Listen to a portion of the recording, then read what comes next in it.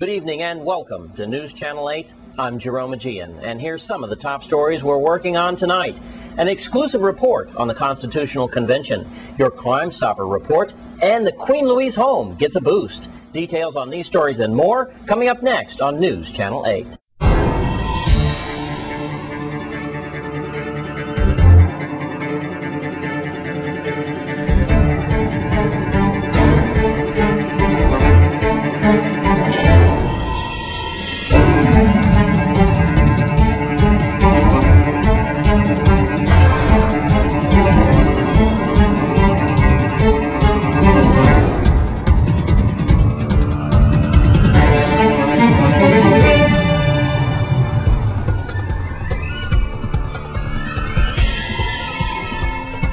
In our top story tonight, in a 20-5 vote, the Constitutional Convention was passed last night.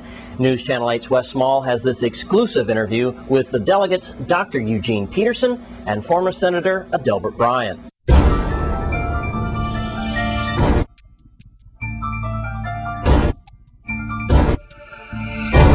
What does the Constitutional Convention mean to us right now? Well, first of all, good evening and good day. It is ridiculous that the media, the printed media in particular, the Caucasian, and some of them mostly, that can come to the Virgin Islands and suggest how the people that have been exploited over the years can be in the wrong to write a document for themselves. If you check the record of the United States Constitution, you would not find none of the 50 other state constitutions identical to each other, or even identical to the U.S. Constitution. They don't tell you all that. Each of the 50 states of the United States have their own separate and different constitution to each other. You have states in the United States that have firing squad. You have states in the United States that have lynching, hanging. You have states in the United States that put you to death by lethal injections. You have states in the United States that put you in electric chair. So when they're talking about constitutional issues, they're not talking about Brian. They're talking to those cowards, those spineless delegates who afraid to stand up for the native land. I have been in the service in the military. And if I can go to Germany and watch a German, not to shoot at West German, or to even go to Vietnam. A Vietnamese haven't done me anything in the Virgins at all my life. And if I can go to Iraq to fight the Iraqis for some oil that belongs to them, I have a right and a duty to my ancestors and to my future generations to defend my native land at all costs. So difficultly when you hear people talking about controversy, it is the white media and a few of the rich white people who want to continue to exploit the Virgin Islands and the Caribbean, who suggest to black people who don't understand and are ignorant to the fact of the origin of the nation of the United States, that wherever they go in the world, you find a place where the Caucasians or the Europeans been in the world, they haven't destroyed it for their own good. So therefore, they can come to the Virgin and the Caribbean and think they can do the same thing with most of us when some of us can challenge them.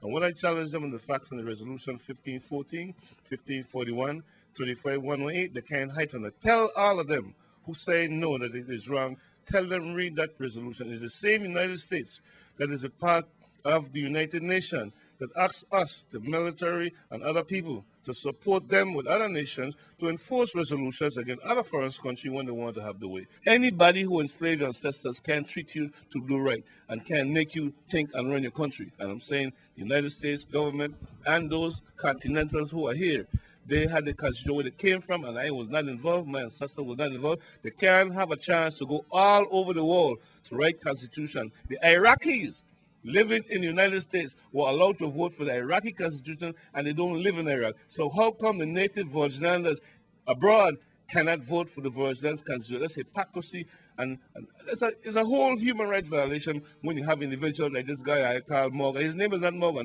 Tell me why he's using that name.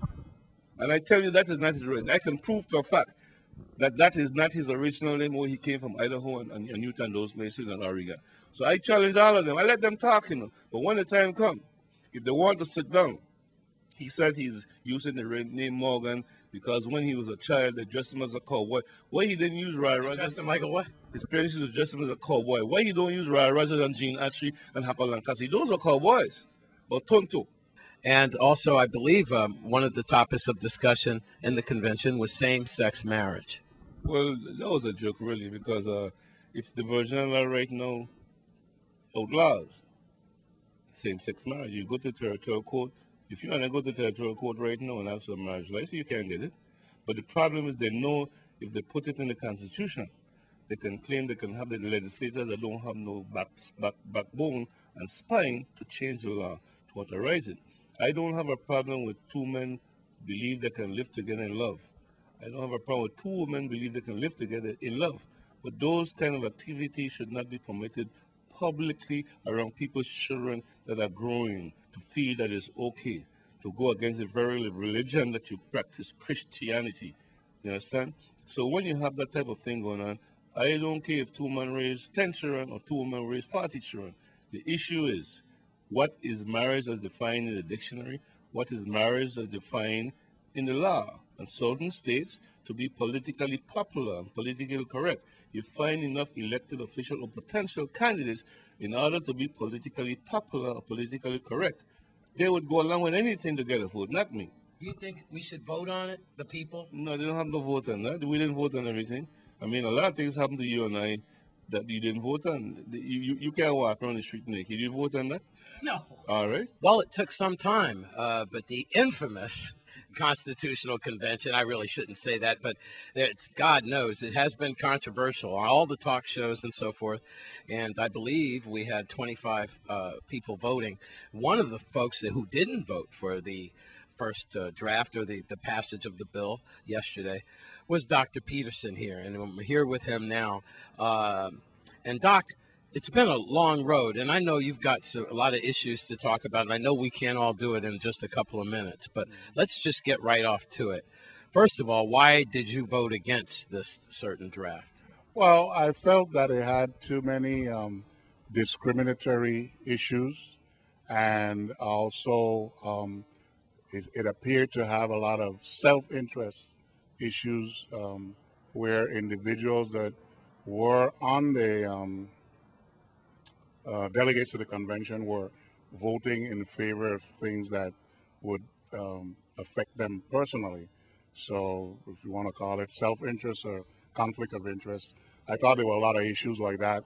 And the most thing was that I didn't think it was a good document for all the people of and in the Virgin Islands. I know a lot of talk has been some people saying, well, they're representing the people of the Virgin Islands and not the people in the Virgin Islands, but I felt that I was elected to represent all the people in and of the Virgin Islands. What are some good things, positive things inside the bill that you would have voted for had it mainly focused on that? Like, what's some good things about the convention?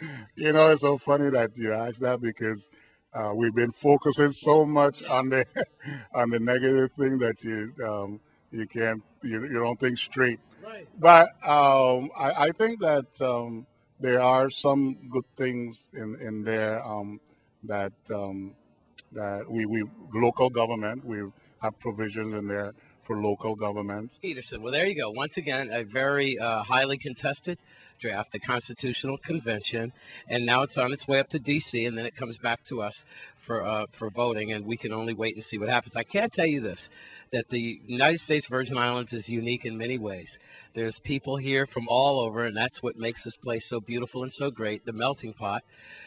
This reporter here from Newark, New Jersey, and people from Montserrat, St. Vincent, Africa, Ireland, and that's what makes it so beautiful here, a United Nations place. And we can't help where we were dropped off during slavery. We can't help where our ancestors migrated to and so forth. But one thing we can help, we can love each other, and we can treat this land the way it's supposed to be treated. And that's beautifully, because this is the most beautiful place where I'll ever live. I love where I'm from, Newark, New Jersey, even though it's the ghetto. I don't care. It made me what I am today. But this is the most beautiful place I'll ever live, and this is my home. And I am a Virgin Islander. So with that, I'm Wes Small for News Channel 8.